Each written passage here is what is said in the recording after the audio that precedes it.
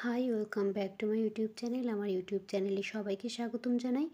MBA department of ম্যানেজমেন্টের management information system অর্থাৎ ব্যবস্থাপনায় তথ্য যে পদ্ধতি যে সাবজেক্টটি আছে সেই সাবজেক্টের খ+গ বিভাগের চূড়ান্ত সাজেশনের ভিডিও নিয়ে আসছি। আর এটা সাবজেক্ট কোড হচ্ছে 312609। এই সাবজেক্ট কোডটা কিন্তু তোমরা খুব সুন্দর করে পূরণ করে আসবে।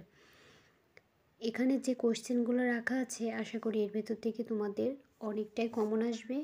তো ভিডিওর প্রথম থেকে শেষ পর্যন্ত দেখে সাজেশনের সাথে থাকতে হবে। তো এখানে 1 নম্বরে আছে সিস্টেমের উপাদানসমূহ সংক্ষেপে বর্ণনা করো। 2 নম্বরে আছে উপাত্ত প্রক্রিয়াকরণ কী, তথ্যের বৈশিষ্ট্য কী কী, তথ্যের মূল্য বলতে কী বোঝায়, কেন বাংলাদেশের মানুষ তথ্য ব্যবস্থার বিরোধিতা করে, ব্যাখ্যা করো। ডিএসএস এর ব্যবহার লেখো।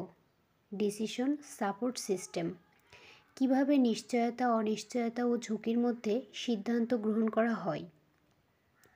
র্যামের বৈশিষ্ট্যগুলো লেখো। এএমআর ওসিআর এর মধ্যে পার্থক্য দেখাও। র্যাম এবং রমের মধ্যে পার্থক্য দেখাও। সিস্টেম উন্নয়নে প্রোগ্রামের ভূমিকা বর্ণনা করো। ডেটাবেস ম্যানেজমেন্ট সিস্টেম কী, ডাটাবেস ম্যানেজমেন্টের প্রাথমিক কাজগুলো কী কী, ওয়েব ব্রাউজার কী। 15 নম্বরে আছে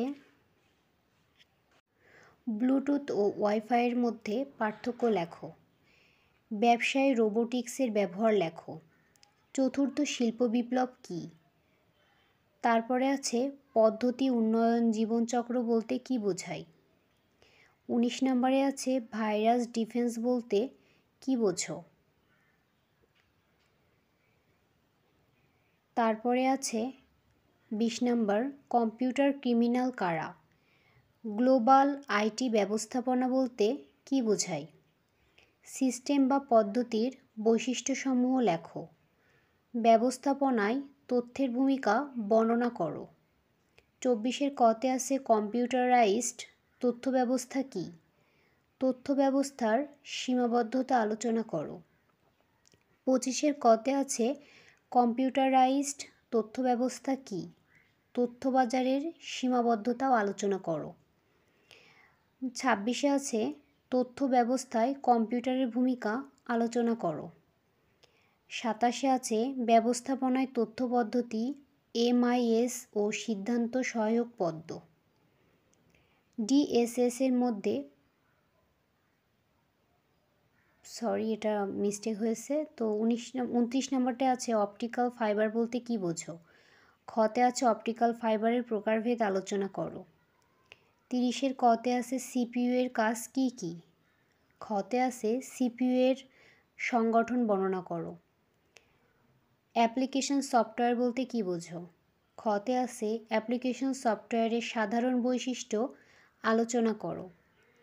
32-এর কতে আছে হার্ডওয়্যার ও সফটওয়্যারের মধ্যে পার্থক্য লেখো। সফটওয়্যার নির্বাচনের বিবেচ্য বিষয়সমূহ কী কী। 33-এ আছে অপারেটিং সিস্টেমের প্রকারভেদ লেখো। 34-এ আছে কম্পিউটার প্রজন্মসমূহ আলোচনা করো। 35-এ আছে একজন ডাটাবেস প্রশাসকের কার্যাবলী ব্যাখ্যা করো। কম্পিউটার নেটওয়ার্ক বলতে কী বোঝায়। ওয়াইফাই কী, এর বৈশিষ্ট্য লেখো। 38-এ আছে গ্লোবাল ডাটা অ্যাক্সেস ইস্যুসমূহ বর্ণনা করো। 39-এ আছে আইটি ব্যবস্থাপনার ব্যর্থতাসমূহ বর্ণনা করো। 40-এর কতে আছে এন্টারপ্রাইজ রিসোর্স প্ল্যানিং বলতে কী বোঝো। খতে আছে তথ্য ব্যবস্থা ও প্রযুক্তির সম্ভাব্য ঝুঁকিসমূহ বর্ণনা করো। 41-এ আছে ইআরপি বাস্তবায়নের নির্দেশনাবলী আলোচনা করো। আউটসোর্সিংয়ের সুবিধা ও অসুবিধা বর্ণনা করো। প্রযুক্তির নৈতিকতার দিক নির্দেশনাসমূহ আলোচনা করো।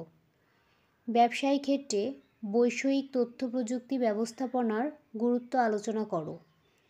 45-এর কতে আছে ই কমার্স ও ই বিজনেসের পার্থক্য দেখাও।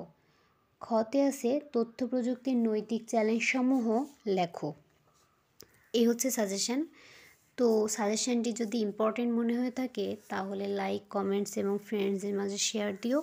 আর পরবর্তী সাবজেক্টগুলোর সাজেশন পেতে চ্যানেলটি সাবস্ক্রাইব করে পাশে থাকা বেল আইকনটি প্রেস করো।